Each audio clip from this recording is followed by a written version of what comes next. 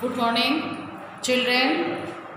आज हम parts of sentence का दूसरा पार्ट पढ़ेंगे, जिसमें table number 3 and table number 4 की स्टडी की जाएगी।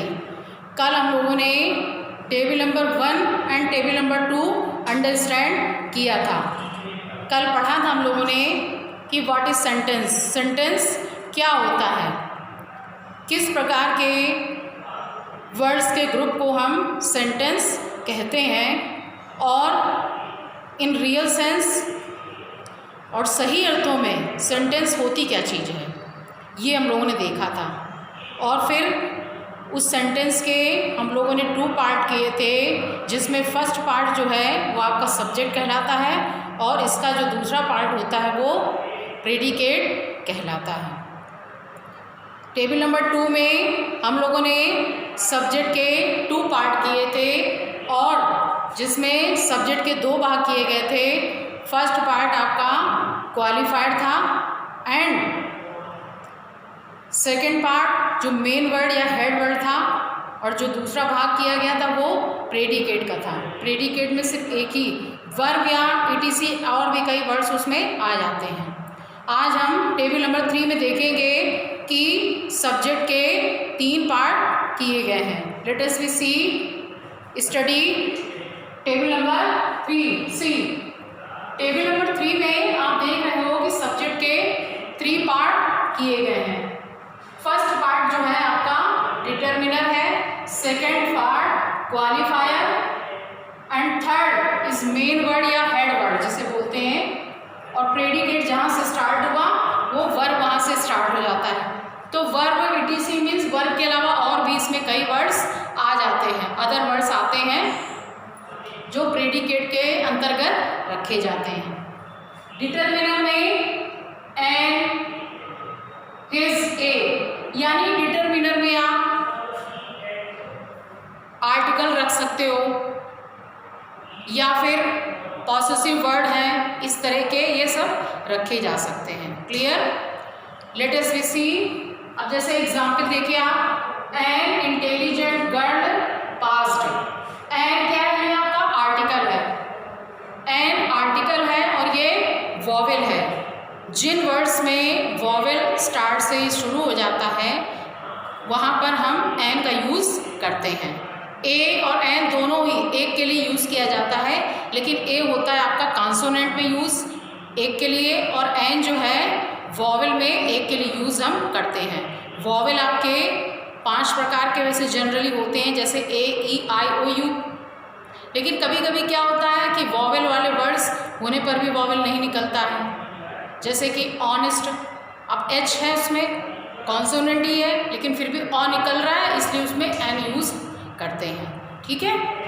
अब जैसे ये एन इंटेलिजेंट, अब ये आई है, आई वॉवेल में है, और ई इंटेलिजेंट, ई स्वर भी निकल रहा है, तो इसलिए यहाँ पे हमने एन का यूज़ किया है।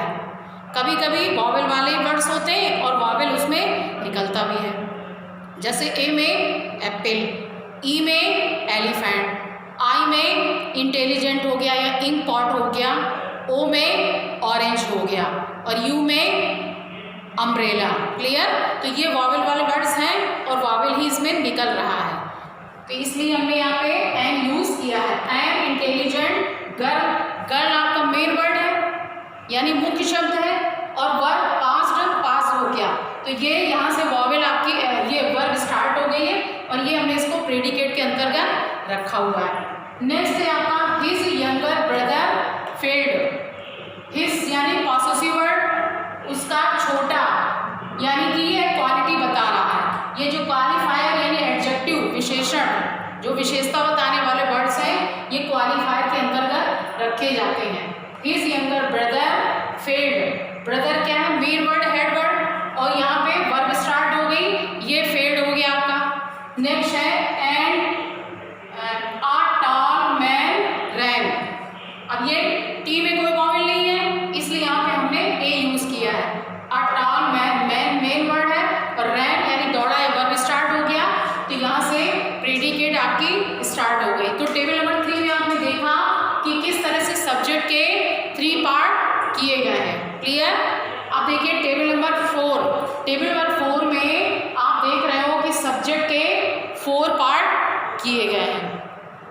जब सब्जेक्ट के 4 पार्ट किए जाते हैं तो उस समय जो पहला पार्ट होता है वो डिटरमिनर के अंतर्गत आता है। डिटरमिनर जैसे द, दैट, दोस, यानी इसमें आर्टिकल भी आ जाते हैं, पॉसेसिव वर्ड भी आ जाते हैं और दीज दोस जो इंडिकेट करने वाले जो प्रोनाउन वगैरह होते हैं वो भी इसमें आ जाते हैं। ठीक है।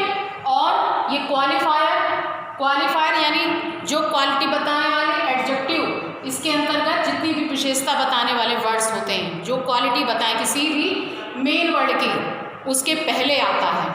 क्योंकि एडजेक्टिव क्या है? What is adjective? Adjective is a word which qualifies noun और प्रोनाउन। एडजेक्टिव वो शब्द होता है जो नाउन या प्रोनाउन की विशेषता बताता है। क्लियर? तो ये मेन वर्ड के पहले यंग आ गया, टॉल आ गया और पिंक आ गया। ये सब क्या है? क्वालिटी बता रहे हैं और ये मेन वर्ड के पहले आए हैं, यानी ये नाउन है आपके। तो देखिए अब एग्जाम्पल हम देखते हैं। The young girl in blue dress is a teacher. The young girl यानी कि एक नवयुवक लड़की जो कि ब्लू ड्रेस में, नीले रंग की ड्रेस में है, इज अ टीचर, वो क्या है? एक अध्यापिका है। नेक्स्ट है आपका that tall boy in the park is my brother.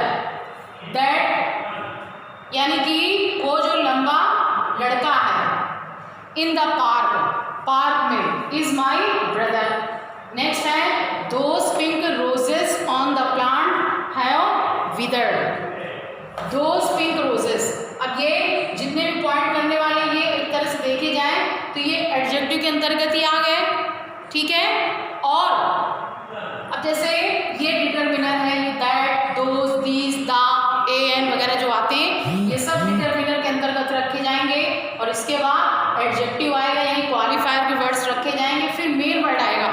और मेन वर्ड के आने के बाद भी यदि वर्ब स्टार्ट नहीं होता है आपका तो कुछ और वर्ड्स मान लीजिए आ जाते हैं हमारे सेंटेंस में, तो हम इसे एडजेक्टिव और फ्रेज के अंतर्गत रखते हैं। जैसे ये इन ब्लू ड्रेस दिया है, इन द पार्क दिया है, ऑन द प्लांट दिया गया है, ये सब क्या है? ये सब एडजेक्टिव फ्रेज के अंतर्गत रखे जाएंगे और जहाँ से वर्ब स्टार्ट हो जाएगा वो आपका प्रेडिकेट कहलाएगा। इसमें और भी अभी कई टेबल हैं जो हम कल स्टडी करेंगे।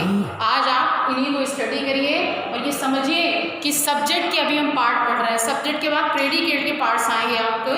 तो अभी इसमें प्रेडिकेट की ज़्यादा नहीं आएगा क्योंकि अभी हम सब्जेक्ट के पार्ट्स पढ़ रहे हैं, तो सब्जेक्ट में ही डिस्ट्रीब्यूशन किया जाएगा।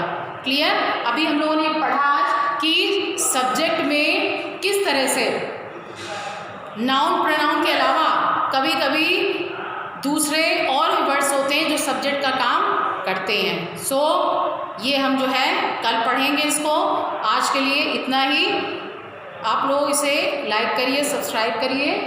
Thank you.